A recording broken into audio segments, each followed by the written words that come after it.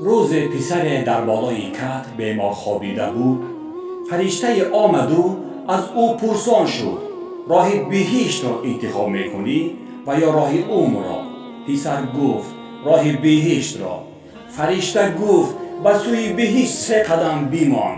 پسر قدمی اول را بمان. صدای گریه به گوشش رسید. پسر گفت: کیستند اینها؟ فرشته گفت: خویشانت و دوستانت، تا 40 تو را از یاد میبرانند.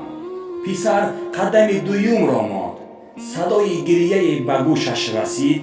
پسر گفت: این کی هست؟ فرشته گفت: این همسرت که تو را 1 سال عزاداری میکند، بعدا فراموشت میکند. باز قدم سوم را ماند که صدای تلخ گریه به گوشش رسید. پسر ایستاد و پرسید: این صدای دردناک صدای کی هست؟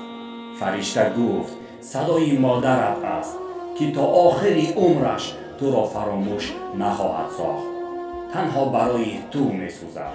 پسر باشد از راهش گشت و راه عمر را انتخاب کرد و گفت: من نمیخواهم پیش از مادر جانم بروم و او را در غم خودم آب و ادا کنم. مادران فرشته اند. ای کاش مادران نمیرنده باشند دوستان. ای کاش. زندگی را دوست دارم از برای مادرم، از برای آن که مادر هست بالای سرم. ای خدای مهربان، تو نگه دار مادرم.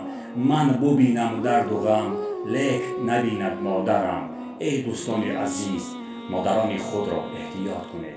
ای دوستان عزیز.